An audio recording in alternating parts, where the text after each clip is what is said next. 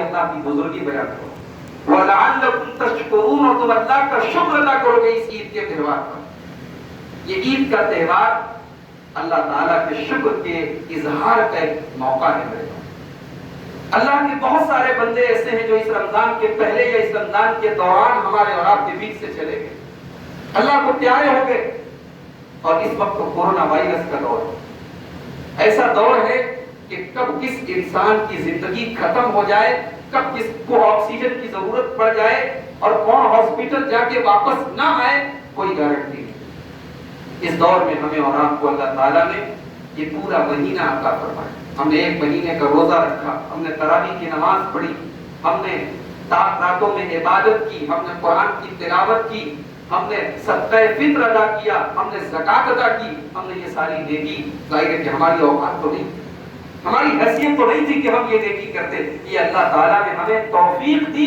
کہ یہ ایک مہینہ ہم نے صحت کے ساتھ، سلامتی کے ساتھ گزارا۔ اسی نعمت پر اللہ کا شکر ادا کرنے کے لیے ہم نے 2 رکعت نماز ادا کی۔ میرے بھائیوں، رمضان کا چاند، رمضان کا مہینہ ختم ہوتا ہے، شوال کا چاند نظر آتا ہے، تب ہم عید مناتے ہیں۔ لیکن یہ بات ہمیں اور آپ کو یاد رکھنی چاہیے کہ رمضان ختم ہوا ہے، رمضان کا سبق ختم نہیں ہوا ہے۔ رمضان کا سب سے بڑا جو سبق ہم نے سیکھا ہے اس ایک مہینے میں، لعلکم تتقون، تقویٰ پیدا ہو جائے تمہارے۔ ایک مہینے تک ہم 14 گھنٹے بھوکے رہے، پیاسے رہے، گرمی کی شدت برداشت کرتے رہے، پیاس کی شدت برداشت کرتے رہے۔ اس تقویٰ کو ہمیں باقی سال کے 11 مہینے بھی نبھانا ہے۔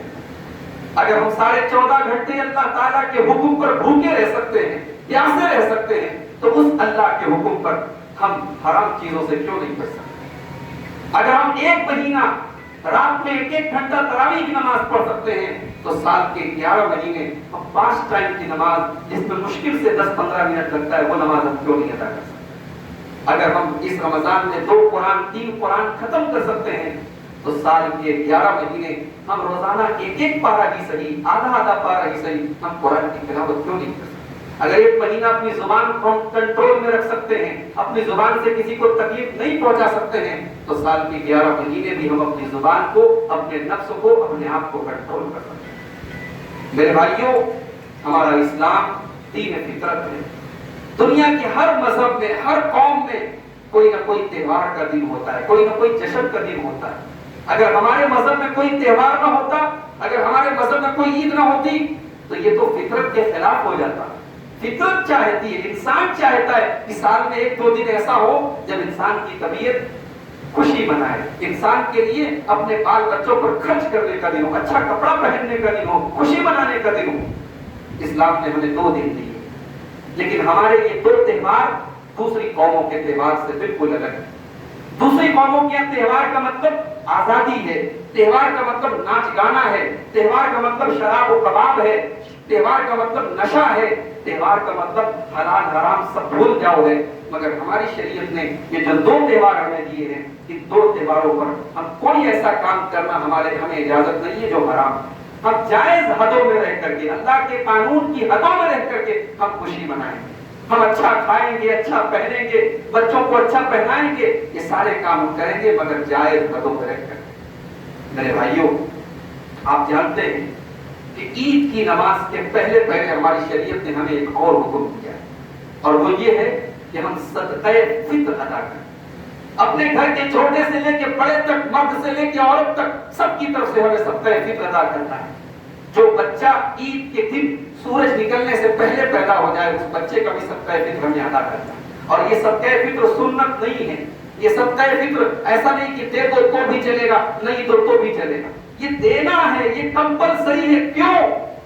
ہماری شریعت یہ چاہتی ہے کہ جیسے ہم عید کی خوشی مناتے ہیں، جیسے ہم اچھا کھاتے ہیں، اچھا پہنتے ہیں، ہمارے اور آپ کے آس پاس رہنے والے غریب، کمزور اور مجبور لوگ، ان کے گھروں میں بھی آج کے دن کوئی بھوکا نہ رہے، ان کے گھروں میں بھی عید کی خوشی بنے، ان کے بچے بھی اچھا کھائیں، اچھا پہنیں۔ اس لیے ہماری شریعت نے صدقہ فطر کا حکم دیا، اور اللہ کے نبی فرماتے ہیں من اداها قبل الصلاۃ فهي زکات مقبولۃ۔ عید کی نماز کے پہلے دو گے تب تمہارا صدقہ فطر قبول ہوگا، عید کی نماز کے بعد دو گے تمہارا صدقہ فطر قبول نہیں ہوگا۔ تو ہماری شریعت ہمیں یہ تعلیم دیتی کہ ہم اپنی خوشی میں اپنے ان غریب اور کمزور بھائیوں کو بھی شامل کریں۔ میرے بھائیوں، اسی گھر میں، اسی ہال میں 1 سال پہلے عید کی نماز میں نے آپ کے سامنے پڑھی۔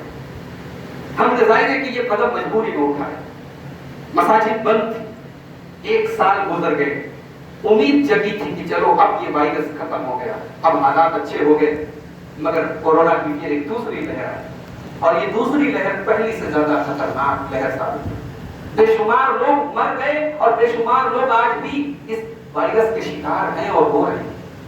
میرے بھائی، اس موقع پر ہمیں اور آپ کو اللہ کا شکر ادا کرنا چاہیے کہ اللہ نے ہمیں اور ہمارے پریوار کو، ہماری فیملی کو اس وائرس سے محفوظ رکھا ہے۔ ہم اور آپ صحت اور سلامتی کے ساتھ اپنے گھر میں ہیں۔ کتنے کروڑ پتی لوگ ہیں آکسیجن کے لیے لائنیں لگا رہے ہیں، ان کے رشتہ دار، ان کے گھر والے ہاسپٹل میں دم توڑ رہے ہیں، کروڑوں رکھ کر کے بھی وہ اپنے پریوار کو بچا نہیں پا رہے۔ میرے بھائیوں، اس مجبوری کا ہم تصور نہیں کر سکتے۔ انسانیت نے ایسی وبا اور ایسا وائرس شاید کبھی نہیں دیکھا ہو کہ ایسی موت لوگوں کو مل رہی ہے کہ ایسی موت تو کوئی نہیں چاہتا۔ کتنے لوگ میرے پاس فون آتا ہے کہ مولوی صاحب ڈیڈ باڈی ڈاکٹر نے دی ہے اور کہا کہ خبردار اس کو ایسے ہی جا کے دفن کر دینا، اس کو کفنانا نہیں ہے، اس کو غسل نہیں دینا۔ ایسا مسئلہ امت کے علماء کے سامنے شاید 1400 سال پہلے کبھی نہیں آیا ہو کہ ایسی ڈیڈ باڈی کو اس کے پریوار کے لوگ چھونے کو تیار ہیں۔ ایسی موت، ایسی بیچارگی کی موت، ایسی خراب موت اور ایسی یعنی عبرت والی موت شاید کبھی نصیب نہیں ہوئی۔ میرے بھائیوں، اس دور میں ہم اور آپ عید کی خوشی منا رہے ہیں، یہ ہمارے لیے دکھ کی بات بھی ہے، تکلیف کی بات بھی ہے۔ لوگوں کے کاروبار پھر سے مندی کے شکار، لوگوں کے روزی روٹی کے جو ذرائع چلنے ہوئے تھے پھر بند ہو رہے ہیں۔ اللہ سے اس موقع پر ہمیں اور آپ کو دعا کرنی چاہیے کہ اللہ اس وائرس سے، اس وبا سے پوری انسانیت کو نجات عطا فرمائے۔ اللہ اس عید کے تہوار کو اس کووڈ-19 کے ختم ہونے کا ذریعہ بنا دے، اور جو اس وبا کے شکار ہیں اللہ سب کو صحت عطا فرمائے، سب کو شفاء کاملہ عاجل عطا فرمائے، اللہ ہمارے ملک کی حفاظت فرمائے۔ میرے بھائیوں، اس موقع پر جب کہ ہم عید کی خوشی منا رہے ہیں، فلسطین میں ہمارے بھائیوں کے اوپر بمباری ہو رہی، چھوٹے چھوٹے بچے مارے جا رہے ہیں، ہمارے گھروں میں خوشیاں ہیں، ان کے گھروں میں آنسو ہیں، ہمارے گھروں میں ہم میٹھا کھا رہے ہیں اور وہاں پہ جنازے اٹھ رہے ہیں۔ میرے بھائیوں، ان فلسطینی مظلوموں کے حق میں بھی ہمیں اور آپ کو، ہم کچھ نہیں کر سکتے مگر بہت کچھ کر سکتے۔ ہمارے دعا کے الفاظ میں بڑی تاثیر ہے میرے بھائی۔ ہم نے 1 مہینہ روزہ رکھا ہے، ہم اللہ کی بارگاہ میں دعا کریں، انشاءاللہ ہماری دعائیں قبول ہوگی۔ ہم دعا کریں اللہ ہمارے ان فلسطینی بھائیوں کی مدد فرمائے، اور ان کے اوپر جو ظلم و ستم کے پہاڑ توڑ رہے ہیں، اللہ ان ظالموں کو ان کے انجام تک پہنچا دے۔ میرے پیارے بھائیوں، عید کا دن ہے، خوشی کا دن ہے۔ آپس میں اگر رنجشیں ہوں، عداوتیں ہوں، کسی سے کوئی غلط فہمی ہو گئی ہو، بھائی بھائی میں بھی ہو جاتی ہے، چچا بھتیجے میں بھی ہو جاتی ہے، خواتین کے درمیان بھی ہو جاتی ہے۔ آج کے دن دل سے دل ملانے کا دن ہے۔ آج کا دن بچھڑے ہوئوں سے ملنے کا دن ہے۔ آج کے دن بگاڑ کو میل میں بدلنے کا دن ہے۔ آج کا دن دشمنی کو دوستی میں بدلنے کا دن ہے۔ آئیے کوشش کریں، عہد کریں کہ ہم ایک دوسرے سے اپنے دل کو پاک کر لیں۔ قیامت کے دن یہ دل اللہ کے سامنے جب ہم لے کے جائیں گے تو اللہ تعالیٰ دیکھے گا کہ اس دل میں حسد تو نہیں ہے، اس دل میں جلن تو نہیں ہے، اس دل میں کینہ تو نہیں ہے۔ ابراہیم خلیل اللہ کہتے ہیں یوم لا ينفع مال ولا بنون، قیامت کے دن نہ مال کام آئے گا، نہ اولاد کام آئے گی، الا من اتى اللہ بقلب سلیم۔ قیامت کے دن وہی کامیاب ہوگا جو صاف ستھرا دل لے کر کے اللہ کے پاس جائے گا، جس دل میں دشمنی نہ ہو، جس دل میں حسد نہ ہو، جس دل میں کدورت نہ ہو، جس دل میں اپنے بھائی، اپنی بہن، اپنے پریوار، اپنے بال بچوں، اپنے خاندان، اپنے رشتہ دار کے خلاف کوئی حسد اور جلن نہ ہو۔ میرے بھائیوں، اس دل کو پاک کرو، آج کے دن اس دل کو صاف کرو، ایک دوسرے سے عداوتیں ملا لو، جن سے کبھی نہیں بولتے تھے آج ان سے بول لو، جن سے کبھی سلام نہیں کرتے تھے آج ان سے سلام کر لو، جن کے ساتھ کبھی دوستی نہیں تھی، تعلق نہیں تھا، آج ان سے تعلق استوار کر لو۔ آج عید کا دن ہے، ملنے ملانے کا دن۔ دنیا بھر کے لوگ اپنے تہواروں پر جب ایک دوسرے کو مبارکباد دیتے ہیں، کہتے ہیں happy Diwali, happy Holi, happy فلاں، ہیپی فلاں۔ کیا مطلب؟ یعنی اس تہوار پہ آپ ہیپی رہیں، خوش رہیں۔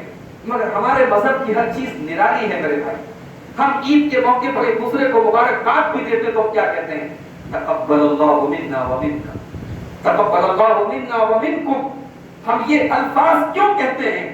کیونکہ ہم ہیپی نہیں ہو سکتے، ہم خوش نہیں ہو سکتے جب تک ہمیں ہماری نیکیوں کو اللہ قبول نہ کر لے، ہمارے روزوں کو اللہ قبول نہ کر لے، ہماری تراویح کو اللہ قبول نہ کر لے، ہماری ایک مہینے کی محنت کو اللہ قبول نہ کر لے. ہم تقبل اللہ منا ومنکم کہہ کر کے یہ دعا دیتے ہیں کہ میرے بھائی میری نیکی بھی قبول ہو جائے، تیری نیکی بھی قبول ہو جائے، میری نیکیوں کو بھی اللہ قبول کر لے، تیری نیکیوں کو بھی قبول کر لے. یہ وہ الفاظ ہیں جو صحابہ کرام ایک دوسرے کو مبارکباد دیتے وقت کہتے تھے. اگر آپ اپنے گھر اور پریوار میں ہیں اور ایک دوسرے سے اگر آپ عید کی مبارکباد دینا چاہتے ہیں تو گلے مل لیں، مصافحہ کر لیں، مگر باہر اس کووڈ-19 کے ماحول میں باہر کے لوگوں سے ہاتھ نہ ملائیں، باہر کے لوگوں سے گلے نہ ملیں. اور گلے ملتے وقت ایک بات کا خیال رکھیں کہ ایک ہی بار گلا ملنا یہ طریقہ رہا ہے صحابہ کا. یہ جو 3 بار ہم لوگ گلے ملتے ہیں نا، یہ کوئی سنت طریقہ نہیں ہے، یہ کوئی ایسی چیز نہیں ہے جس کو سنت اور شریعت سے ثابت شدہ چیز کہا جائے. آئیے ہم اللہ سے دعا کریں رب العالمین ہماری نیکیوں کو، ہمارے روزے کو، ہماری تراویح کو، ہماری تلاوت کو، ہمارے صدقہ خیرات کو، ہماری تمام نیکیوں کو پروردگار قبول فرمائے. ہماری نیکیوں میں جو کمی رہی ہو، جو کوتاہی رہی ہو، جو خامی رہی ہو، اللہ اپنے فضل و کرم سے اس کو دور فرما دے. اللہ ہمیں ریاکاری سے بچائے، اللہ ہمیں اخلاص عطا فرمائے. اللہ ہمیں رمضان کے بعد بھی نیکیوں کے راستے پہ چلنے کی توفیق عطا فرمائے. رمضان کے بعد بھی نماز کی پابندی کرنے کی توفیق عطا فرمائے. رمضان کے بعد بھی تلاوت کرنے کی توفیق عطا فرمائے. اللہ ہمارے کاروبار میں برکت نصیب فرمائے. اللہ اس وبا سے، اس وائرس سے ہم سب کی حفاظت فرمائے، سارے ملک کی حفاظت فرمائے، ساری انسانیت کی حفاظت فرمائے. ساری انسانیت میں بھائی چارہ اور ایک دوسرے کی غمگساری اور ایک دوسرے کی ہمدردی کا جذبہ پیدا فرما دے. اللہ تعالیٰ ہم میں سے جو بیمار ہیں ان کو شفاء کاملہ عاجل عطا فرمائے. جو کسی قسم کی ذہنی جسمانی تکلیف سے دوچار ہیں اللہ ان کی تکلیفوں کو دور فرما دے. اللہ ہماری مشکلوں کو آسان کر دے. اللہ ہماری مسجدوں کی حفاظت فرمائے. اللہ ہمارے مجبور اور مظلوم بھائیوں کی مدد فرمائے. اللہ ہم میں سے جو لوگ دنیا سے چلے گئے ہیں اللہ ان کی مغفرت فرمائے، ان کی خطاؤں کو معاف فرمائے، ان کے درجوں کو بلند فرمائے. اللہ ہمیں اپنے والدین کی خدمت کی توفیق عطا فرمائے. اللہ ہمیں اپنی اولاد کی تربیت کی توفیق عطا فرمائے. اللہ ہمیں اپنے دوستوں، اپنے رشتہ داروں کے ساتھ تعلقات صحیح کرنے اور مضبوط کرنے کی توفیق عطا فرمائے. رب العالمین ہمیں جب تک دنیا میں زندہ رکھے، اسلام پر زندہ رکھے اور خاتمہ ہم سب کا ایمان پر ہو. آمین. وآخر دعوانا ان الحمد للہ رب العالمین. والسلام علیکم ورحمۃ اللہ.